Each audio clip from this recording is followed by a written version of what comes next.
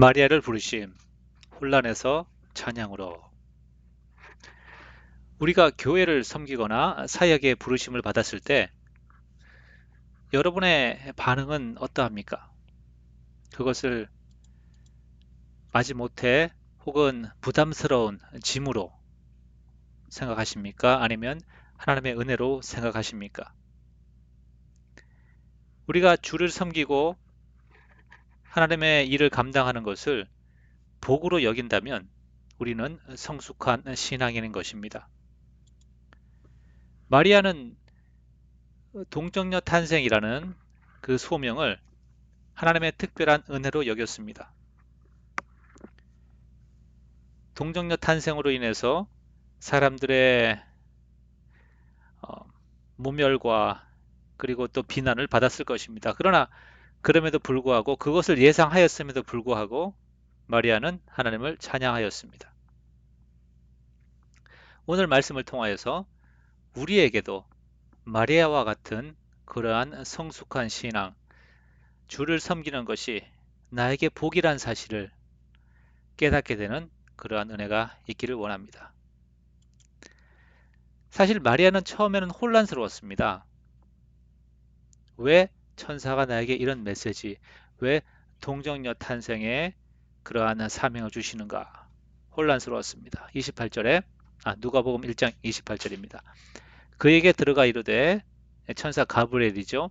은혜를 받은 자여 평안할지어다. 주께서 나와 함께 하시도다 하니 처녀가 그 말을 듣고 놀라 이런 인사가 어찌함인고 생각하며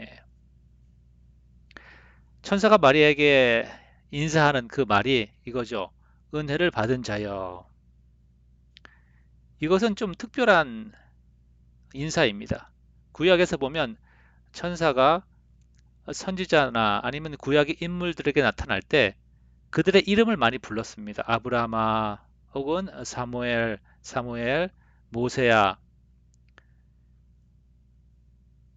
구약의 은혜를 받은 자여. 이렇게 선언한 부분은 거의 없는 것 같습니다. 자, 그러면 천사가 이렇게 선언했다는 얘기는 은혜를 받은 자여. 마리아가 하나님으로부터 아주 큰 은혜를 받았다는 것이죠. 그래서 마리아는 생각하기를 내가 왜 하나님께 은혜를 받은 자인가? 어떤 은혜인가? 사실 혼란스러웠습니다. 자신이 자신을 보기에는 그냥 가난한 별 볼 일 없는 그러한 가문에서 가정에서 태어난 어린 소녀에 불과했기 때문이죠. 주님을 위해서 할 수 있는 일이라고는 아무것도 없었던 것 같았습니다. 그래서 마리아는 이렇게 질문하죠. 이제 마리아가 이제 그걸 고민을 하고 있을 때 천사가 다시 말합니다. 천사가 이르되 마리아여 무서워하지 말라 내가 하나님께 은혜를 입었느니라. 천사는 다시 한번 하나님께 은혜를 입었다고 말을 합니다. 은혜가 무엇입니까? 마리아가 아들을 낳을 것이고 그 아들이 이스라엘의 야곱의 집에 구원을 가져다 줄 것이고 그 구원은 영원할 것이다. 마리아가 메시아의 어머니로 선택을 받았다는 것. 이것이 하나님의 은혜라는 것입니다. 그런데 사실 마리아는 이것을 이해하지 못했습니다. 왜냐하면 자기가 아직 결혼하기 전이기 때문에 정혼은 하였지만 아직 완전히 결혼식은 올리진 않았죠. 그래서 아이를 가질 수가 없는 그런 상황이었죠. 그래서 어, 천사가 선포한 은혜라는 말씀과 메시아가 태어날 것이란 이 사실보다 마리아가 더 관심을 가졌던 것은 자기의 삶의 상황들, 자기가 아기를 낳을 수 없는 상황이라는 사실, 여기에 더 집중하였던 것 같습니다. 그래서 이제 34절에 이렇게 질문을 하죠. 나는 남자를 알지 못하니 어찌 이 일이 있으리까? 마리아는 그래서 이 천사의 메시지에 혼란스러웠습니다. 그리고 이제 이어지는 구절을 통하여서 어떻게 마리아의 혼란스러움이 이 찬양으로 바뀌는지 우리가 보길 원하고, 똑같은 과정을 통하여서 우리가 하나님의 부르심을 받았을 때 갈등과 혼란스러움이 찬양으로 바뀌면서 결단하며 나아가는 그런 은혜가 있기를 원합니다. 자, 첫 번째 단계가 우리의 삶을 하나님께 온전히 맡기는 것입니다. 마리아가 말한 것처럼, 고백한 것처럼 나중에 주의 말씀대로 내 삶에 이루어지이다, 이렇게 고백하는 것이죠. 자, 마리아가 어찌하여 내가 남자를 알지 못하는데 어찌하여 이 일이 있겠삼나이까 라고 질문을 했을 때 천사가 친절하게 대답을 합니다. 성령이 내게 임하시고 지극히 높으신 이의 능력이 너를 덮으시리니 이러므로 나실 바 거룩한 일은 하나님의 아들이라 일컬어지리라. 36절, 37절.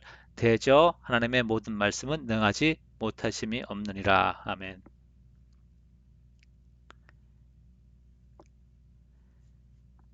그 누가복음 앞부분에서 이제 사가랴가 천사의 얘기를 듣고 의심을 하였습니다. 그때 벙어리가 되는 그러한 혼났죠. 천사에게 혼났고. 그런데 이제 마리아가 여기서 어떻게 아이를 가지겠습니까? 라고 질문을 했을 때 마리아는 혼나지 않고 천사가 친절하게 대답을 해줬단 말이죠. 자, 물론 이제 동정녀 탄생하고 늙은 나이에 아이를 낳는 것하고는 사실 뭐 난이도가 다르겠습니다. 인간적으로 말하면. 하지만 이 상황에서 마리아가 믿음이 있었다고 볼 수 있는 것은 없어요. 그런데 이제 이러한 설명을 듣고 나서 38절에 마리아가 하는 대답을 보면 이것이 믿음이구나 하는 것을 우리가 말할 수가 있겠습니다. 마리아가 이르되 주의 여종이오니 말씀대로 내게 이루어지이다 하매 천사가 떠나가니라. 자, 동정녀 탄생, 이것으로 인해서 아마 마리아는 요셉으로부터 파혼을 당할 수도 있을 것입니다. 그렇게 되면 마리아 혼자 예수님을 양육해야 하며 또 온갖 비난과 조소를 감당해야 하는 상황이 될 수도 있습니다. 마리아는 이 모든 그러한 예상되는 어려움에도 불구하고 이 일이, 하나님이 선포하신 이것이, 동정녀 탄생이 자기에게 이루어질 것을 허락한 것이죠. 자, 믿음이 무엇입니까? 믿음은 내가 무엇을 하는 것이 아니고 내가 무엇을 하기 전에 하나님으로 하여금 나의 삶에 어떤 것이라도 하나님의 뜻대로 행하시도록 허락을 하는 것입니다. 우리는 삶의 상황이 내가 원하는 대로 흘러가지 않으면 짜증나기도 하고 화가 나기도 합니다. 자, 그러한 상황에서 그 화를 너무 오래 가지고 있지 마시기 바랍니다. 그러면 믿음에서 떨어지게 되는 것이죠. 우리는 빨리 어떠한 상황들에 대해서 하나님의 뜻을 찾고 또 자신을 거기에 순복시켜야 합니다. 집착하거나 혹은 완고한 것은 믿음이 아닌 것입니다. 믿음은 나의 삶의 전부를 하나님의 손에, 죽이든지 살리든지 하나님의 손에 의탁하는 것입니다. 자, 그러면 어떻게 하는 것이 하나님께 의탁하는 것입니까? 예, 마리아가 말한 대로 말씀대로 이루어지다. 말씀을 붙잡고 또 염려가 있을 때 기도함으로써 어떠한 문제를 가지고 어떠한 삶의 상황을 가지고 씨름하십니까? 하나님의 주권을 인정하시기 바랍니다. 그러면서 이렇게 고백하십시오. 주의 방식대로 내 삶에 행하소서. 이것이 이제 주기도문에 있는 것이죠. 하나님의 나라가 임하게 해달라고 기도하는 것이죠. 하나님의 역사를 당신의 삶에 원하십니까?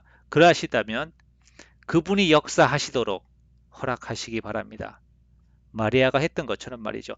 그러면 두 번째로 하나님의 역사를 경험하게 될 것입니다. 천사가 마리아에게 엘리자벳의 잉태함에 대해서 이야기를 하였습니다. 그때 그녀는 급하게 엘리자벳이 있는 유다 동네로 내려갔다고 말하고 있습니다. 급하게. 왜 갔을까요? 예. 마리아가 그 동정녀 탄생을 믿었지만 사실은 마리아 그 하나님의 기적적인 역사에 대한 어떤 감동이나 스릴 같은 것은 없었을 것입니다. 그리고 정말로 이것이 어떻게 일어나는지 확인하고 싶었을 것입니다. 그래서 내려간 것이죠. 자, 엘리자벳이 마리아를 볼 때 이렇게 말합니다. 여자 중에 내가 복이 있으며 내 태중에 아이도 복이 있도다.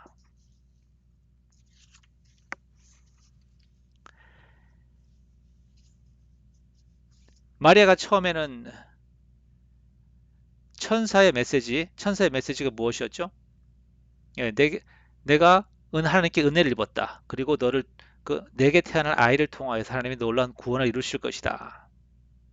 그런데 마리아가 집중하였던 것은 이 천사의 메시지가 아니라 처녀인 내가 어떻게 아이를 가질 것인가에 집중을 했어요. 사실 어, 제가 이제 이 동정녀 탄생의 문제는 어찌 보면 이 천사가 마리아에게 얘기했던 부분은 동정녀 탄생의 핵심은 아니죠. 핵심은 마리아를 통하여서 하나님께서 구원자 메시아를 보내신다는 것입니다. 통하여서 하나님이 약속하셨던 그런 오래된 약속을 드디어 성취하신다는 거거든요. 그런데 사람들의 관심은 동정녀 탄생에 있습니다. 물론 이제 중요하죠. 중요한데 신학적으로. 왜냐하면 사람들의 보기에는 하나님의 어떤 능력에 대해서 자꾸 의심을 하기도 하고 뭔가 초능력에 대해서 신비하게 생각을 하거든요. 근데 창조주 하나님께 동정녀 탄생은 더 쉬운 것이거든요. 예. 마리아도 마찬가지였습니다. 천사의 메시지보다는 사실은 자기가 아이를 가질 수 없다는 그 사실에 대해서 더 집중을 한 것이고, 그런데 이제 여기서 어, 아이를 가지게 됐다는 사실을 엘리사벳의 고백을 통해서 듣게 되죠. 내가 복이 있다. 복이 있다는 표현이 이제 여러 번 나오죠. 이 본문에서. 그때 이제 마리아는 천사가 했던 말, 너는 하나님께 은혜를 입은 자다. 이 말이 이제 생각이 나는 거예요. 그래서 마리아는 천사의 메시지의 의미, 왜 은혜를 입은 것인가? 동정녀 탄생, 쉬운 그런 일은 아니죠. 쉬운 사역은 아닙니다. 그럼에도 불구하고 그것이 왜 나에게 은혜인가? 라는 질문을 하게 되는 것이죠. 우리도, 우리도 이와 같습니다. 우리가 만유의 주제이신 하나님을 경험하게 될 때, 우리는 하나님의 신비하심과 또 그분의 진리의 말씀에 대해 더 관심을 가지게 되는 것이죠. 십자가 구원을 십자가 구원을 통한 십자가를 통한 구원, 그리고 어, 고난이 주는 복, 이런 것들에 대해서 정말로 어, 관심을 가지고 또 말씀을 더 깊이, 그리고 주님께 더 집중하게 되는 것입니다. 자, 마리아가 이렇게 하나님의 놀라운 역사를 경험함으로써 이제 마리아의 시선이 하나님께로 완전히 옮겨지게 되는 것이죠. 그러면서 마리아는 뭘 봅니까? 구원 역사에서 하나님의 오래전부터 아브라함 그 이전부터 시작된 구원 역사에서 자기가 어디에 위치하는가, 자기가 그 속에 있으며 거기서 어떠한 일을 감당하고 있는가 하는 그러한 놀라운 구원의 큰 그림을 보게 됩니다. 그러면서 자신이 거기서 중요한 일꾼으로 택함 받은 것에 대해서 야, 이게 정말 복이구나 라고 하나님을 찬양하게 되는 것이죠.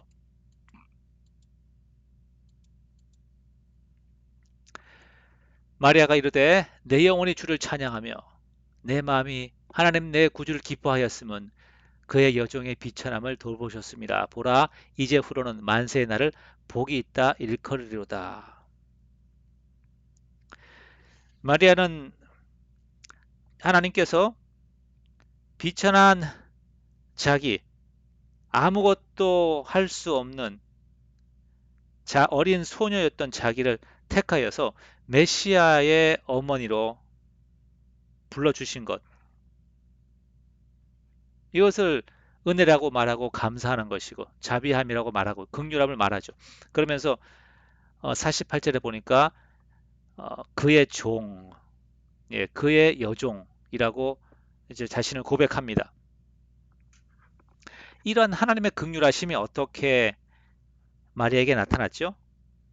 예, 이러한 긍휼하심은 54절, 55절에 있는 것처럼 하나님께서 아브라함과 다윗에게 오래전에 하셨던 그 약속을 성취하시기 위해서 마리아에게 하나님의 긍휼하심이 보여진 것이죠. 그러므로 마리아는 하나님의 구원의 큰 그림에서의 한 부분, 중요한 부분을 감당한 것이고, 예, 그렇기 때문에 마리아는 하나님께 그 택함 받은 것은 은혜를 감사한 것이죠.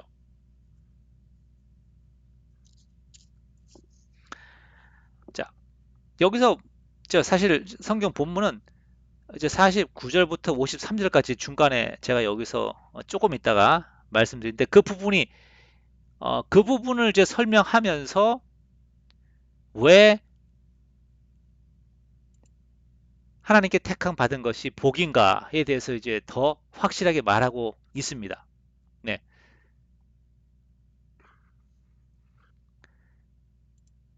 우리가 하나님의 두 가지 속성을 알 때, 하나님의 긍휼하심과 주권자 되심의 속성을 알 때, 우리는 하나님께 택함 받았다는 것이 얼마나 복이라는 사실을 알게 되는 것이죠.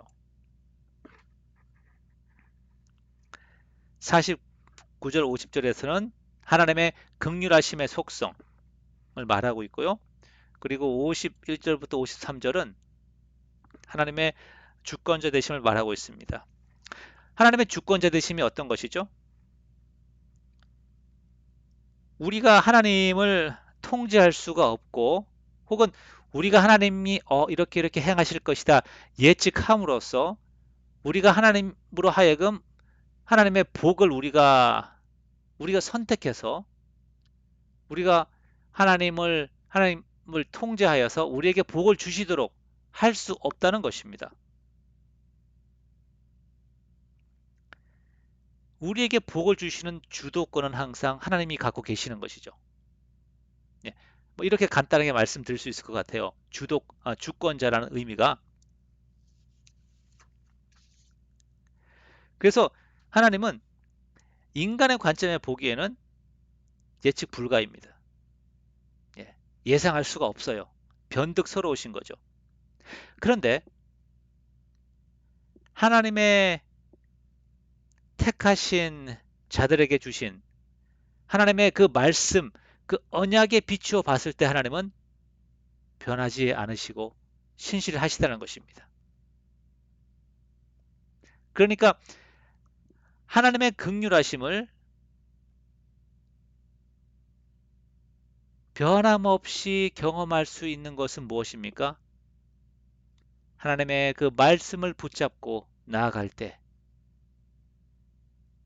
말씀을 누가 붙잡죠? 하나님의 종, 하나님의 택함 받은 자들이 붙잡고 나아갈 때 하나님의 그 긍휼하심을 예, 신실하게 경험할 수가 있는 것입니다. 그러므로 하나님의 이 두 가지 속성, 긍휼하심과 주권 대심의 속성으로 인해서 하나님께 택함 받았다는 것이 복인 것입니다. 왜냐하면 하나님께 택함을 받지 않았으면 이 하나님의 복을 마음껏 누릴 수가 없는 것입니다. 왜냐하면 택하신 자들에게 이제 하나님의 종이란 표현이 이제 48절에서 마리아가 스스로를 하나님의 종이라고 이야기하고 또 50 몇 절이죠? 예. 54절에서도 이제 하나님의 종 이스라엘을 또 이야기하고 있습니다. 그러니까 하나님께서 택하신 하나님의 종에게 그 긍휼하심을 신실하게 보이시기 때문에 택함 받았다는 것이 복인 것입니다. 하나님의 구원 역사에서 우리 개인의 삶을 어떻게 택하셨습니까? 바로 우리의 가족과 우리의 친구와 우리의 교회, 우리의 나라를 내가 살고 있는 지역을 구원하기 위해서 하나님이 나를 택하셨다는 그 사실. 그리고 이 구원이 창세 전부터 시작하여서 많은 믿음의 선조들을 통하여서 여기까지 왔다는 사실을 알 때 우리는 나를 택하신 하나님을 찬양하지 않을 수 없는 것이고 어려움과 곤란 가운데서도 우리는 어, 찬양할 수가 있는 것이죠. 말씀을 정리하겠습니다. 하나님께서 혹시 여러분을 사역 가운데로 부르시고 계십니까? 그런데 혹시 혼란스러움 가운데 있지 않습니까? 내가 주님을 위해서 무엇을 할 수 있을까? 혹은 이것이 과연 나에게 은혜인가? 아니면 내게 짐이 될 것인가? 만약 그러한 혼란스러움 가운데 있다면 이제 마리아처럼 찬양으로 나아가시는 그런 단계를 밟아가시기 바랍니다. 그 단계가 무엇입니까? 첫 번째, 삶을 하나님께 의탁하시기 바랍니다. 그리함으로써 하나님께서 여러분의 삶에 일하게 하십시오. 그러면 하나님의 일을 여러분의 죄송합니다. 여러분의 삶 가운데 경험할 것입니다. 자, 하나님을 실제로 경험하게 되면 기도가 응답되고 하나님께 의탁하였던 그 문제들이 하나님의 방법으로 해결되는 것을 보게 되면 이제 우리의 눈은 내 문제가 아니라 하나님의 구원 역사라는 큰 그림을 보게 될 것입니다. 그리고 그것을 중심으로 삶의 모든 것들을 해석하게 되고 그러면 이제 모든 것들이 설명이 되는 겁니다. 모순처럼 보이던 것들이 하나님의 큰 구원 섭리의 역사 속에서 바라보게 되면 다 앞뒤가 맞게 되는 것이죠. 그러면서 내가 그 가운데 하나님의 일꾼으로 택함을 받았구나. 아, 이 얼마나 감격스럽고 기쁜 일인가, 감사한가. 그래서 하나님을 찬양하게 될 것입니다. 감사합니다.